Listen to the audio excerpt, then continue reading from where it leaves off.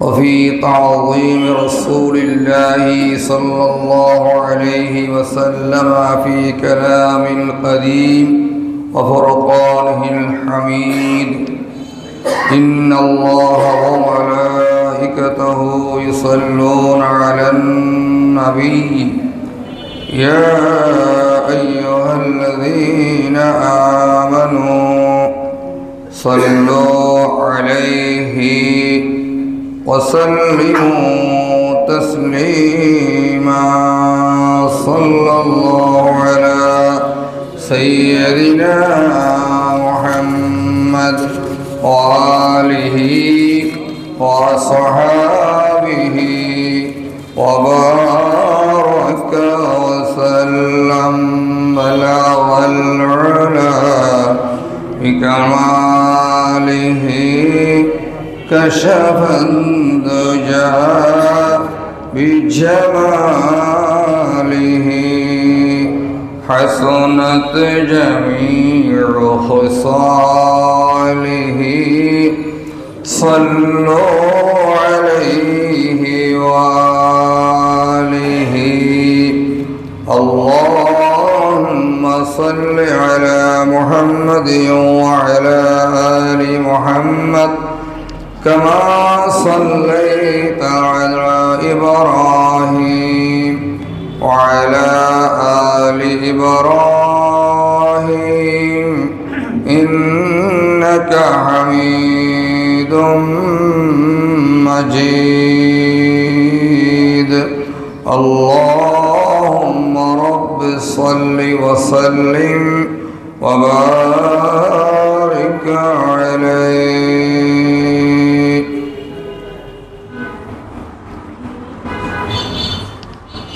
माह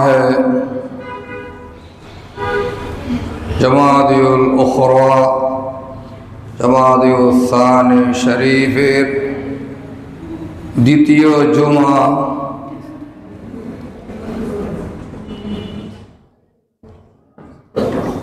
जे महान रब्बुल आलमीन अहकमुल हाकिमीन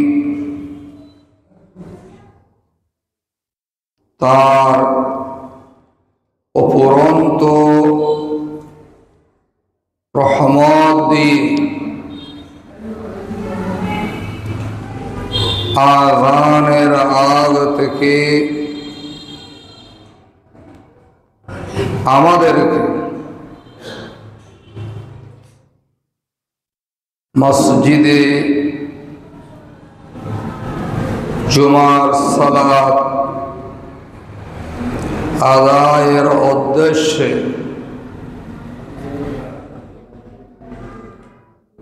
आगमन कराई दिलेन मस्जिदे प्रवेश कराई दिलेन एमत अवस्थाय एखोनो अनेक मानुष अनेक काजे व्यस्त रयेछेन। अल्लाह ना करुन अल्लाह ना करुन एमन हते पारे मस्जिदे आसबे आसबे এই গণনায় থাকতে থাকতে হয়তো তার তাকবীর ওলাও চলে যাবে, হয়তো জুমার সালাতও চলে যাবে, কিন্তু আল্লাহ রাব্বুল আলামিন আহকামুল হাকিমিন আমাদেরকে যে আযানের আগ থেকে যেই দিনের মর্যাদা নবী আকরীম রাউফুর রহিম সাল্লাল্লাহু আলাইহি ওয়াসাল্লাম इरशाद करेছেন যে প্রথমে ওযু গোসল করে নবদুলহার মতো আর্থিক সচ্ছলতার অনুকূল পরিবেশে আতর গোলাম মেখে সেজিয়ে নিজকে সুন্দর করে আজ এমন একটি দরবার যাচ্ছি গোটা সৃষ্টির মালিক যিনি, যার জ্ঞান থেকে আমাদের মনের আকাঙ্ক্ষা পর্যন্ত লোকায়িত নয় এমন একটি সত্তার কাছে, যেই সত্তা আজকে দিয়েছেন এই দিনের অনুধাবনকে, গুরুত্বকে সামনে রেখে রাসূলুল্লাহ বলেছেন যে আমার উম্মত প্রথমে মসজিদে ঢুকতে পেরেছে সে একটি ওট কোরবানি করে আল্লাহ রাস্তায় সাদকা করলে যে সওয়াব হয় সেই সওয়াবের অধিকারী হয়ে যাবে। এই তাওনা নিয়ে আমরা যারা প্রতিযোগিতায় দিয়ে কে আগে এসেছি আল্লাহ বেহতর জানেন, যিনি আমাদেরকে এই মসজিদে তার রহমতের ঘরে প্রবেশ করাইয়া দিলেন। আমরা এই জন্যই একবার বলি আলহামদুলিল্লাহ। অগণিত দরুদ সালামের হাদিয়া বিশ্ব মানবতার কান্ডারি গোটা সৃষ্টি রহমত, যার মর্যাদা আমি আর আপনি নয়, পৃথিবীর কেউ নয়, স্বয়ং মাবুদ তার কুদরতি জুবান দিয়ে গোটা পৃথিবীকে জানাই দিয়েছেন, তোমরা কি কি বলছো জানি না, আমি আমার রাসূলকে এমন ভাবে উঠিয়েছি তোমরা তা কল্পনাও করতে পারবে না। আমি আমার রাসূলকে এমন রহমতওয়ালা বানাইছি, করুণার আধার বানাইছি, গোটা সৃষ্টির জন্যে, মানবতার জন্যে, যদ্দূর এলাকার জন্যে আমি রবুবিয়ত স্রষ্টা দায়িত্ব নিয়েছি। আমি আমার রাসূলকে তদ্দূর এলাকার জন্যে রহমতের ভান্ডার করে গোটা বিশ্ববাসীকে উপহার দিয়েছি। আমরা সকলে এমন রাসূলের প্রতি দরুদ সালাম প্রেরণ করছি সাল্লাল্লাহু আলাইহি ওয়াসাল্লাম। প্রিয় হাজরিন, আজকের খুতবার আলোচনা তা হচ্ছে রোগীর সেবা বা হক। কারণ আল্লাহ সুবহানাহু ওয়া তাআলা তার বান্দাদেরকে পরীক্ষা করেন কয়েকটা জিনিস দিয়ে, তার মধ্যে হচ্ছে একটি রূপ। ওয়ালানাবলুওয়ান্নাকুম বিশাইইন মিনাল খাউফি ওয়াল জু'i ওয়া নাকসিম মিনাল আমওয়াল ওয়াল আনফুসি ওয়াস সামারাত। ক্ষুধা, তৃষ্ণ, ভয় ইত্যাদি রোগ দিয়েও আমি আমার বান্দাদেরকে পরীক্ষা করি। যে পরীক্ষা উত্তীর্ণ হয়েছিলেন কোন পয়গম্বর বলুন দেখি? হযরতে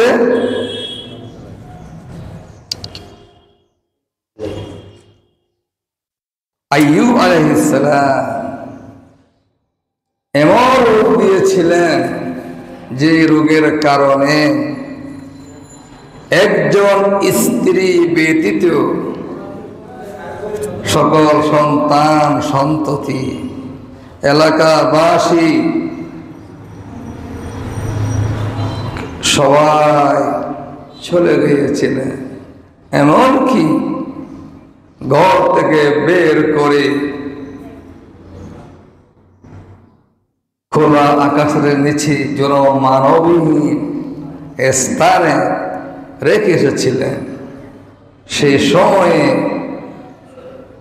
বিবি রহিমা তার সেবা শ্বশুরের জন্যে, নার্সিংয়ের জন্যে রেখে গিয়েছিলেন, কোথাও যায়নি। অনেক লম্বা ইতিহাস। শেষ পর্যন্ত যখন রোগ এমনভাবে প্রসারিত হলো, যখন দিব্যা চলে আসলো, আল্লাহকে বললেন, মাবুদ, যে দিব্যা দিয়ে, জুবান দিয়ে তোমাকে ডাকি আল্লাহ আল্লাহ আল্লাহ, আমাকে এটাও তো পারো, আমার জিব্বার তোমাকে ডাকার জন্যই তো রোগ থেকে বাঁচিয়ে দিতে পারো। ওয়াইযা মারিতু ফাহুয়া ইয়াশফিন, আমি আক্রান্ত হয়েছি, শেফার মালিক তুমি আল্লাহ সুবহানাহু ওয়া তাআলা। আল্লাহ রাব্বুল আলামিন বললেন, আইয়ো পরীক্ষায় পাশ করে নিয়েছ, তোমরা পরীক্ষা উত্তীর্ণ হয়েছ।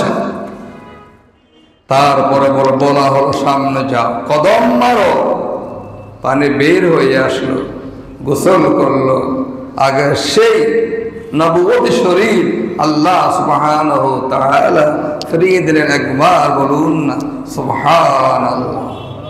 তাই প্রিয় হাজরিন, আল্লাহ সুবহানাহু ওয়া তাআলা তার বান্দাদেরকে রোগ দিয়ে পরীক্ষা করেন।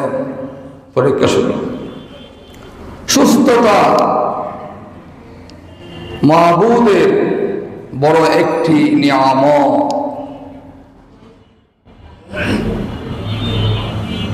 কেমন নিয়ামত? যখন অসুস্থ হয়ে পড়েন তখন ভালো করেই তো সেটা বুঝতে পারেন ইনশাআল্লাহ। তাই অসুস্থ ব্যক্তিকে কখনো অবহেলা করা যাবে না, তাকে যথাযথভাবে সেবা করতে হবে। রোগীর সেবা করাকে ইসলাম অন্যের কাজ হিসাবে চিহ্নিত করেছেন। বলুন সুবহানাল্লাহ। আজ দেখুন আমরা সেই অন্যের কাজে কতটুকু এগিয়ে এসেছি, নিজেরা চিন্তা করলেই বুঝতে পারি। সেই দিকে লক্ষ্য রেখে কুরআনুল কারীমের একটি আয়াতের অংশ বিশেষ আপনাদের সামনে তেলাওয়াত করেছি। 24 পারায় শেষ পৃষ্ঠায় সূরা আজ-জুমার। আল্লাহ সুবহানাহু ওয়া তাআলা তার হাবিবকে দিয়ে অনাগত ভবিষ্যৎ কিয়ামত পর্যন্ত যত মানুষ এই পৃথিবীতে আগমন করবেন সকলকে আল্লাহ পাক বলে দেওয়ার জন্য তার রাসূলকে আহ্বান করলেন, আই হাবিব আপনি বলুন। কত সুন্দর কথা, বল আই হাবিব আপনি বলুন। কি? কুল হুয়াল্লাযীনা আমানু, ও ঈমানদার কোথায় দৌড়াও? ঈমানদার তো যেখানে সেখানে তার রোগ মুক্তির জন্য দৌড়াইতে পারে না। ঈমানদার তো হাবিবি কিবরিয়া সরওয়ারে কায়নাত সাল্লাল্লাহু আলাইহি ওয়াসাল্লাম রোগ মুক্তির যে ফর্মুলা দিয়েছেন সেখান থেকে বের হয়ে অন্যদিকে তো যেতে পারে না, কারণ মুহাব্বতে রাসূলের বিপরীত হয়ে যাবে। সাহাবায়ে কেরামের মুহাব্বতের বিপরীত হয়ে যাবে, আউলিয়ায়ে কেরামের মুহাব্বতের বিপরীত হয়ে যাবে। দৌড়াতে পারে না। দৌড়াতে পারে মুদাওয়াসুটা যে কোরআন, এই হাবিব আমি ঈমানদারের জন্য আপনাকে উপহার দিয়েছি, তারা পথভ্রষ্টতার হেদায়েত যদি চায় সেই কোরআনেই পাবে। কুফর ও শিরকের রোগ থেকে মুক্তি যদি চায় সেই কোরআনে ফিরে আসতে হবে। স্বাস্থ্যগত রোগ হলে রোগ মুক্তি চায় সেই কোরআনে ফিরে আসতে হবে। আমরা তো সেখানে আসি না, আসার কারণে আমাদেরকে বিভিন্ন প্রকারের এমন এমন জিনিসগুলি আনার জন্য বলা হয় যেগুলি আমরা সাধারণভাবে কারো সামনে উচ্চারণ করতে পর্যন্ত লজ্জাবোধ করি। একজন মুসলমান কখনো অনৈতিক ভাবে যে রোগ মুক্তির জন্য দৌড়াইতে কখনো পারে না। আপনার ঈমান যত মজবুত হবে, কোরআনুল কারীম আপনার জন্য তত মজবুত হবে।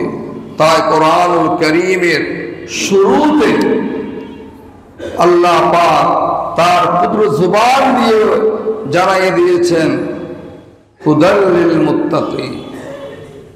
এই কোরআন থেকে আলো পাবে, হেদায়েত পাবে, পথ পাবে ওরাই যারা আল্লাহকে ভয় করে, তার রাসূলকে মহব্বত করে।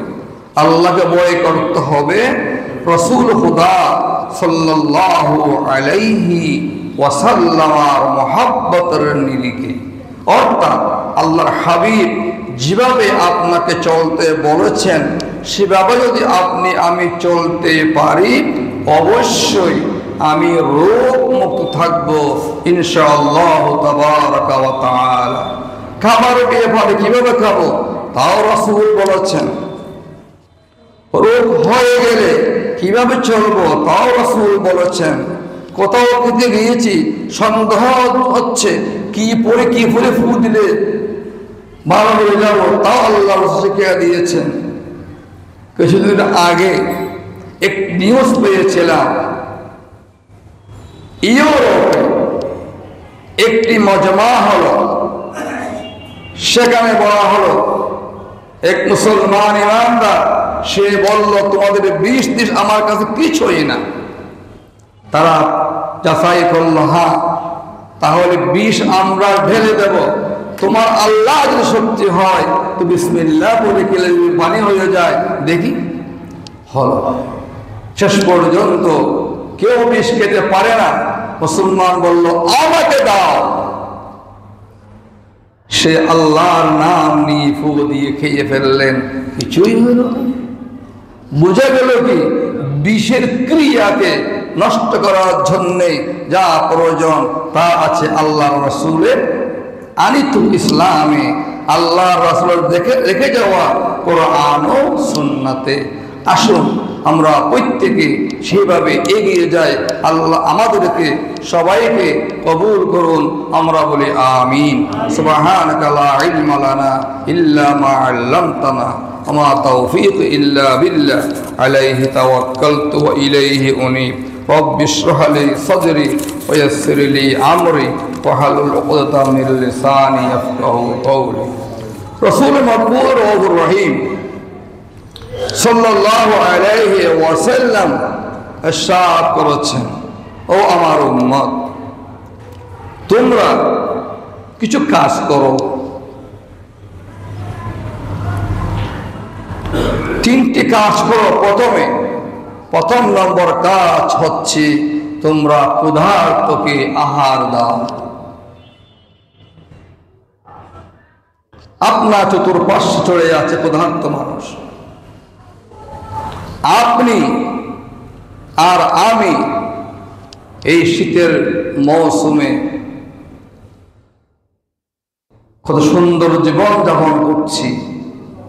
আমার রক্তের আত্মীয়, বেশি দূরে যাব না, আমার মায়ের বংশ, আমার বাপের বংশে তারা কি অবস্থায় আছে, কি খাচ্ছে না খাচ্ছে, আমি কি একবারও খবর নেয়ার উচিত বলে মনে করেছি? একবার চিন্তা করুন। রাসূলুল্লাহ বলেছেন, সে ক্ষুধার্ত অন্য কি হইতে হয়, সবাই ক্ষুধার্তের মুখে আহার উঠাইয়া দাও। আমরা ক্ষুধার্তকে দিই কাকে? মাপছেই বলছি, এবার আর দলন নে, এবার আজ ফাটে ঘুরে ফাটেন নে, এভাবে না। আল্লাহ সুবহানাহু তাআলা গোটা পৃথিবীর মানুষকে, যিনি তাহাজ্জুদ পড়ছেন, হালালের জন্য দৌড়াচ্ছেন, তাকেও খাওয়াচ্ছেন। যিনি আল্লাহকে তীর মেরে রক্তহীনের নাউযুবিল্লাহ আল্লাহকে মারার জন্য উৎসাহিত উৎসাহিত হয়ে চলছেন, তাকেও আল্লাহ খাওয়াচ্ছেন, বলুন সুবহানাল্লাহ। আপনি সামান্য একটি কি পেয়েছেন, এটা নিয়ে এটা নদী হতে পারে আমাদের। এটা অমুক সময় আরে এলে বুঝকি ভাইয়া বাবা, এটা নয়। সে আমি অন্যায় করেছি, আপনি তো অন্যায় করতে পারেন না, তা আপনি যদি আমার মতো অন্যায় করেন তাহলে আপনার মধ্যে আমার মধ্যে পার্থক্যটা কি? বরঞ্চ আপনি তো আমার চেয়ে আর খারাপ হয়ে যাবেন, তাই না? ক্ষুধার্তের মুখে আহার উঠাই দিতে হবে। দ্বিতীয় নম্বর, অসুস্থ মানুষকে সেবার জন্য এগিয়ে আসতে হবে। আপনার পাশের ঘরে চিল্লাচ্ছে, রাত্রে ঘুমাতে পারছে না, তার অসুস্থতা বেড়ে গিয়েছে, আপনি আর আমি কি করলাম? আপন ভাই, আপন বোন, আপন বাতিজি দেখছি, কিন্তু চট্টগ্রাম ভাষায় জোরে লতা খাওয়াই দেবে দীর্ঘ মাঝে, কিন্তু আমা বাপ এমনও আছে বাবা অসুস্থ, তাকেও দেখার আমার সময় নেই। দেখিয়েছি কি চিন্তা করে দেখান না, ঘুরে ঘুরে দেখান, মহল্লায় পাড়ায় দেশে ঘুরবেন, খবর নেই। রাসূলুল্লাহ বললেন তার সেবা করবেন। এরপরে গুম করে বন্দি করে বন্দিশালায় মানুষকে আটকে রেখে নির্যাতন করা হচ্ছে, আপনি জেনেছেন, তাকে উদ্ধার করুন।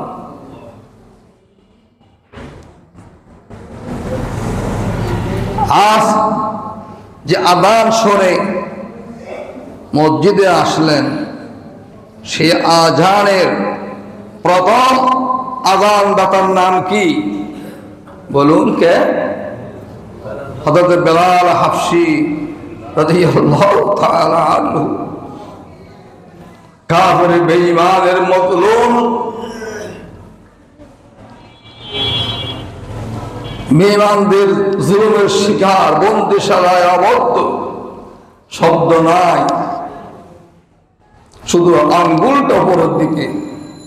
সিদ্দিক আকবর রাদিয়াল্লাহু তাআলা আনহু দেখলেন, কে? সিদ্দিক বেলাল রাদিয়াল্লাহু, আযাব করে দিলেন। সেই বেলালের আযান না হলে আরশুল আযীম থেকে তাহাতুস সালাহ পর্যন্ত সকাল হতো না। আজ সেই ঈমানদারের গোষ্ঠীকে যারা অন্যায়ভাবে সত্যের জন্যে নির্যাতন বন্দিশালা জাহান্নাম বানাইয়ে দিচ্ছ, যে যেখানে যেভাবে সেখান থেকে বনি আদম গুলোকে উদ্ধারের জন্য মুসলমান এগিয়ে আসতে হবে, বলুন সুবহানাল্লাহ। এরপরে আসুন, আপনি যে সত্যিকার অর্থে আল্লাহর বন্দেগী করার নিয়তে খাওয়া দাওয়া করছেন, রাসূলুল্লাহ সাল্লাল্লাহু আলাইহি ওয়াসাল্লাম বলেছেন, হুয়া লাকা সাদাকা, আপনি সাদকা করলে যে সওয়াব, সে সওয়াব পাচ্ছেন। কারণ আপনার স্বাস্থ্য যদি ভালো না থাকে, আপনি ইবাদত করতে পারবেন না। রোগ হয়েছে, ওষুধ খাচ্ছেন, আল্লাহু শাফি আল্লাহু কাফি, আল্লাহ তুমি শাফা দাও, আমাকে আমার স্বাস্থ্য দাও, তোমার বন্দেগী করতে পারিব তো। আর আমরা খাচ্ছেন, খেয়ে কি বললেন? আলহামদুলিল্লাহ। খাওয়া শুরুতে বললেন বিসমিল্লাহ। রাসূলুল্লাহ বলেছেন, তুমি যা খেয়েছো পরিপাটিভাবে সুন্নাত তরিকায় সদকার সওয়াব পেয়েছো, বলুন না সুবহানাল্লাহ। তো তাই নয়, রাসূলুল্লাহ বলেছেন, একটু আগে বললাম মা বাপ পড়ে যাচ্ছি, মা বাবার জন্য যা খরচ করবেন, ব্যয় করবেন, হাসিমুখী করবেন, প্রতিটি পায়ে টু পায়ে সাদাকার সওয়াব পাবেন। বলুন সুবহানাল্লাহ। শীতের দিন সুন্দর কাপড় পরছেন, আমার বাবা, আমার মা। আমি শহরে থাকি, চার দেওয়ালে, আমার মা কোথায় আছে, বাবা কোথায় আছে, একবার চিন্তা করে নেবেন। পৃথিবীর সব পাবেন, একবার যদি বাপ হারিয়ে যায়, মা হারিয়ে যায়, মাথা ভেঙে ফেলতে পারবেন, ফিরে পাবেন না, সব। তাই বেকদরি করবেন না, আমাদেরকে কদর করতে হবে, ইজ্জত করতে হবে। ঈদের সময় শুধু পা ধরে সালাম করলে সম্মান হয় না। আপনি আঙ্গুর খাচ্ছেন, বেদনা খাচ্ছেন, তত আপনার বাপ খেলো কিনা। শহর থেকে গ্রামে বাপের মুখে আঙ্গুরটা ছেড়ে দিয়েছেন কিনা, বেদনা দিচ্ছেন কিনা, অরসটা দিচ্ছেন কিনা, সুন্দর একটা কাপড় পরাইছেন কিনা। বহুত আছে তোর বাবু, তু বউ তো বইয়ে না, তো তু তো তুই কিনে উঠতে, তোর বউল্লা কিনে উঠতে, বাবল্লা কিনতে হলে আসলে আর আদুয়া নাম হইলাম করে বাজে আই রে রুগী একই হতা ড্রাইভার চাইলে পছন্দ দিলে আল্লাহ ডাকুর হাদায়াত যখন আমিন। এরপরে আসুন, আপনার সন্তান স্ত্রীর জন্য যা খরচা করবেন সেগুলো সদকা, এরা দায়িত্ব আমার উপরে। তার মানে তাদের জন্য চুরি করতে আপনাকে বলছি না, ডান বাম হাত বিচার না করে নেওয়ার জন্য বলছি না, সবভাবে। কারণ সন্তান স্ত্রী কেউ কালকে আমাদের ময়দানে আপনার দায়িত্ব নেবে না, দুনিয়াতেও তো নেবে না। তাহলে আপনাকে যে কলা করবেন দায়িত্ব নিয়ে সদকা।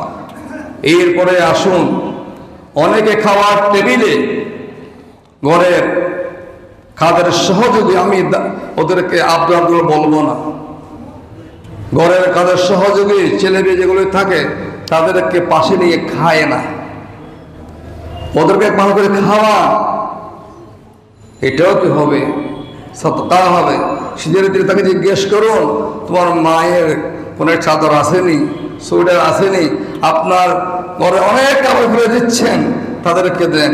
তারা নাই, অনেক জায়গা আছে নেয়ার জন্য, শীতের খাবার পাচ্ছে না, তাদের জন্য ব্যয় করুন, সওয়াব পাবেন।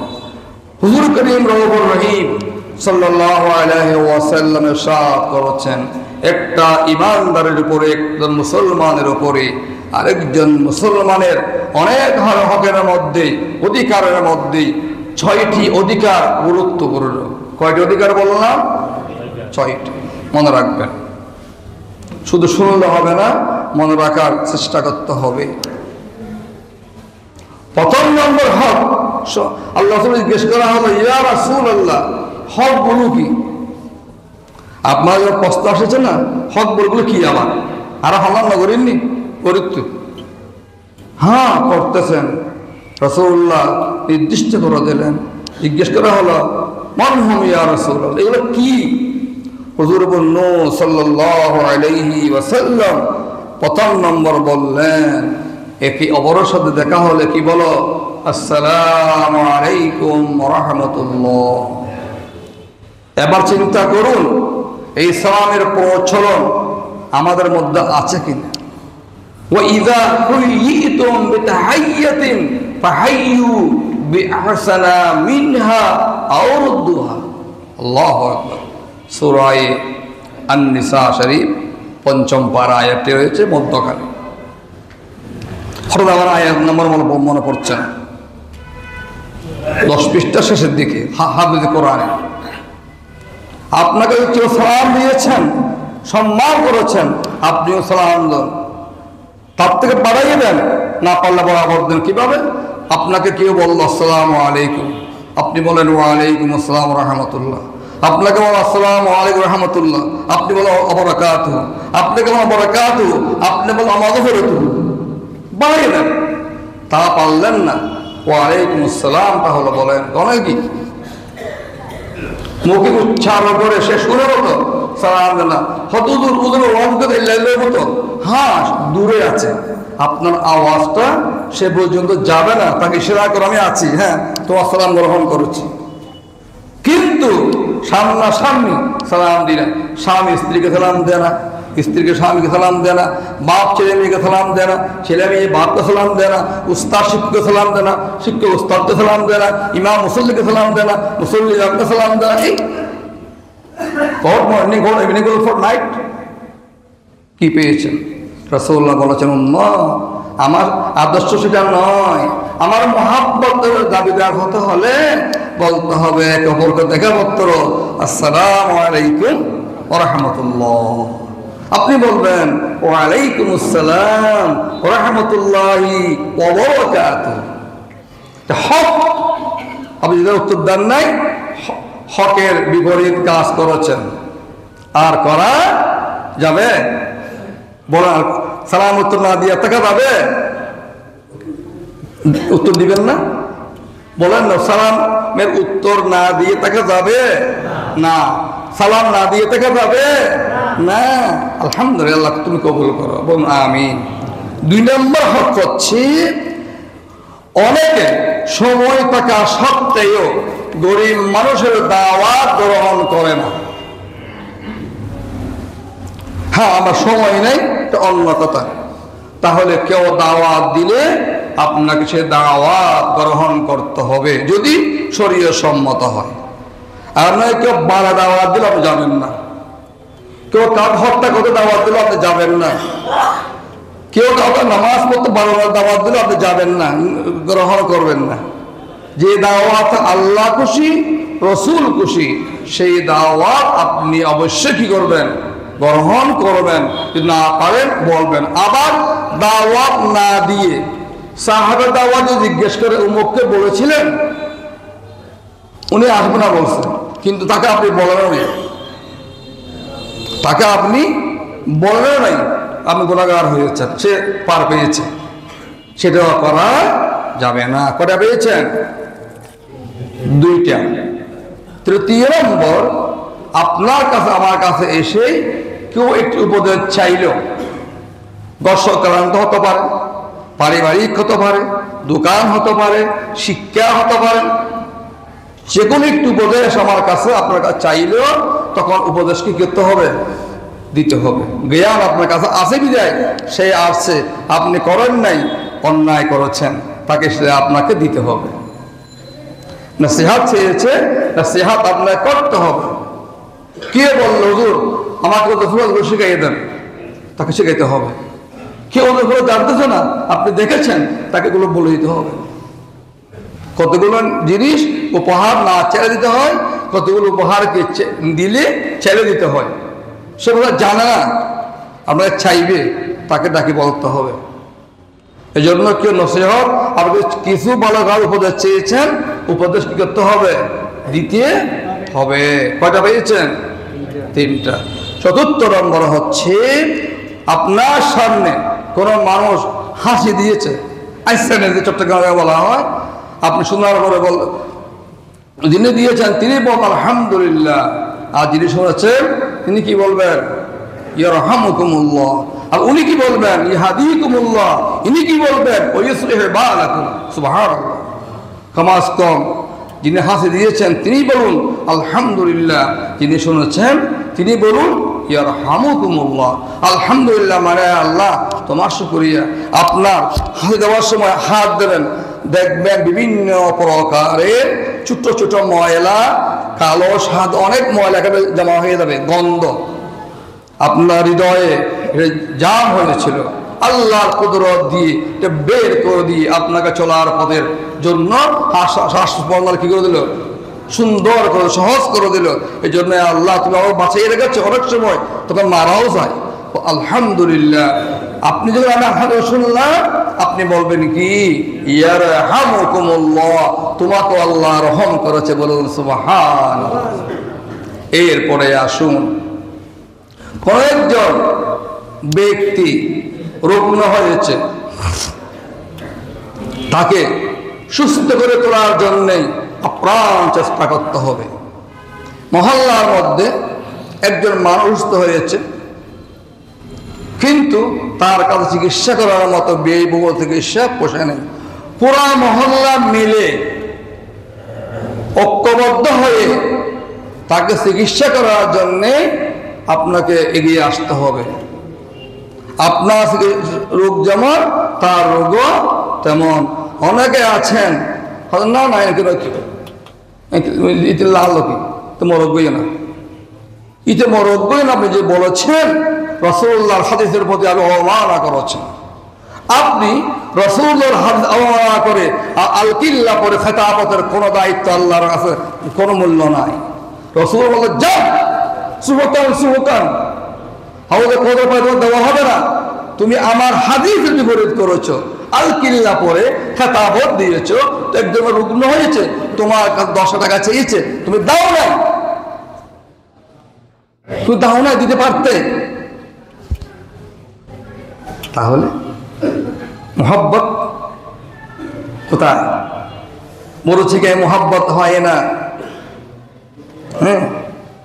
सदाकत छोड़ नहीं सकती है बनावट की उसूलों से कि खुशबू आ नहीं सकती कभी कागज के पुलों से। এখন তো আর্টিফিশিয়াল প্লাস্টিকের দামি দামি কি হয়েছে, ফুল হয়েছে, সুগ্রাণ কি আছে? ওই তারপরেও কি ওই বিভিন্ন অকেশনে 2 টাকার ফুল 150 টাকা দিয়ে কিনি আমরা তাজা ফুল। ওদের তাজা ফুল দান করি, আজিয়ে তাজা ফুল দান করি। মাল্লাই 100 টাকা দিয়ে গাফেল নিবেল্লাই আনার নিবেল্লা ফসে নাই, 150 টাকা দিয়ে ফুল কিনে দিবেল্লা ফসে আসা বাজে। আল্লাহ গদিবার তৌফিক দাও, আমিন। হ 6 নম্বর, একজন মুসলমান ইন্তেকাল হবে, তার জানাজায় কফনে দফনে শরীক হওয়া সে আপনার কাছে অধিকার পায়। হ্যাঁ, কোনো কারণে যে পারলেন না, একটা মশালা আছে, পুরো ঘর থেকে একজন গেলেও জানাজা আদায় হয়ে যাবে, ঠিক আছে। এতে কখন? যখন সময় আপনাদের নেয়, আমার নেয়। আমার স্কুল আছে, কলেজ আছে, আমার বাবা গিয়েছে, কিন্তু আমাদের সবাই আছি, অনেক কিছু দেখা দিতে পারি। এখান থেকে কদম মোবারক, বা এখান থেকে ওখানে, বা এখান থেকে ওখানে, যেখানে যে আসি একজন মানুষ মারা গেল, আত্মীয় মারা গেল, তাকে শেষ বিদায় দেওয়ার জন্য আমাকে যাওয়া তার অধিকার আমার উপর রয়েছে। যদি না পারেন, কিন্তু শরীরে সম্মত সময় আছে, আপনাকে তার জানাজায় কফনে দাফনে শরীক হতে হবে। এরপরে আসুন, সর্বশেষ যে হাদিসটা শুরু করেছিলাম, আল্লাহ পাক ময়দানে মাহশরে বলবেন, আমি ক্ষুধার্ত ছিলাম, আমি শীতে কাঁপছিলাম, আমার ঘরে পানি পড়ছিল, আমি চোখ অন্ধ ছিল, ডাক্তার বলেছিল চিকিৎসা করলে ভালো হয়ে যাবো, করতে পারি নাই, তুমি আমাকে চিকিৎসা করো না। আচ্ছা, আমরা কেউ কি আল্লাহকে খাওয়াইতে পারবো? উত্তর দেন, চিকিৎসা করতে পারবো? কলবুল মুমিনি আরশুল্লাহ মান্না গুঞ্জুম দর জমিন ও আসমান, মান্না গুঞ্জুম দর জমিন ও আসমান, লেকে গুঞ্জুম দর কুলুবে মুমিনা। মুমিনের কলবের মধ্যে আল্লাহ রয়েছে। আল্লাহ পাকের হাবিব ইমামুল মুরসালিন শফিউল মুযনিবিন রাহমাতুল লিল আলামিন আকা মাওলা সরওয়ারে কায়নাত মুহাম্মদুর রাসূলুল্লাহ, উচ্চস্বরে বলুন সাল্লাল্লাহু আলাইহি ওয়াসাল্লাম, তার নূরানি জুবান দিয়ে সেই প্রশ্নের আনসার উম্মতকে জানায়। যাতে উম্মত না লিখে না যায়, লিখে পাশ করতে পারে, বলুন সুবহানাল্লাহ। সময় শেষ, একটাই বলবো, রাসূলুল্লাহ সাল্লাল্লাহু আলাইহি ওয়াসাল্লাম উত্তর দিচ্ছেন।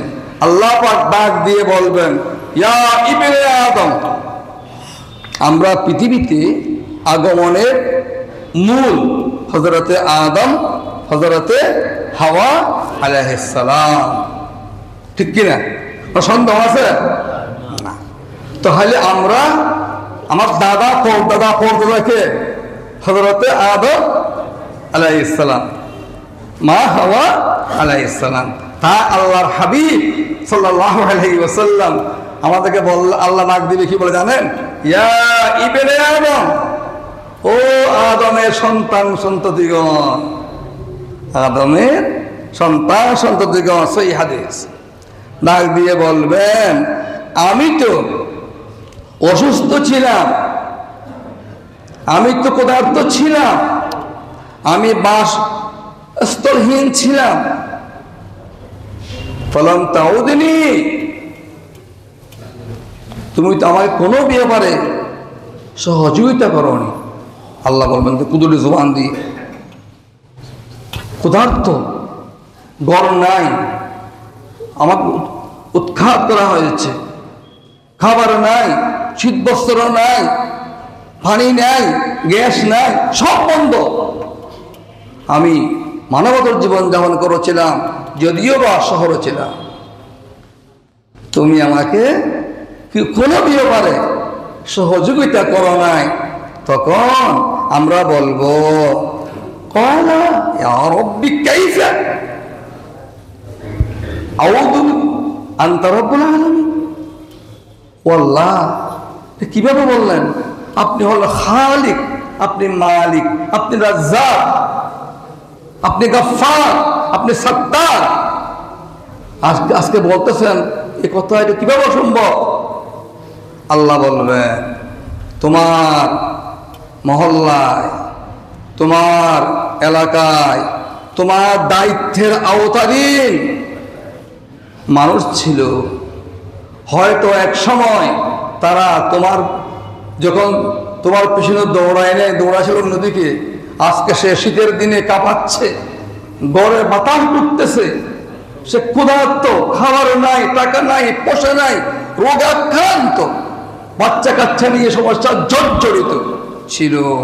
ওই ওপর ছেলে ঠিক কিনা বলো? হ্যাঁ, তুমি যদি তাকে সেদিন তার পাশে দাঁড়াতে এলাকাবাসী তুমি, আর আমি রব্বুল আলামিন তোমাকে ক্ষমা করে দিয়ে জান্নাতুল ফেরদাউসের মেহমান করে দিতাম। বলুন সুবহানাল্লাহ। আমার কাছে কিছুই নেই। সেদিন আসার পূর্বে আল্লাহ রব্বুল আলামিন আমাদের সকলকে সতর্ক হওয়ার তৌফিক দান করুন। বলুন আমিন। যা বললাম, যা শুনলাম, সর্বপ্রথম আল্লাহ আমাদের বলার মধ্যে, শোনার মধ্যে মানুষ হিসাবে যা ভুল হয়েছে, আয় আল্লাহ তুমি গফফার, ক্ষমা করে দাও।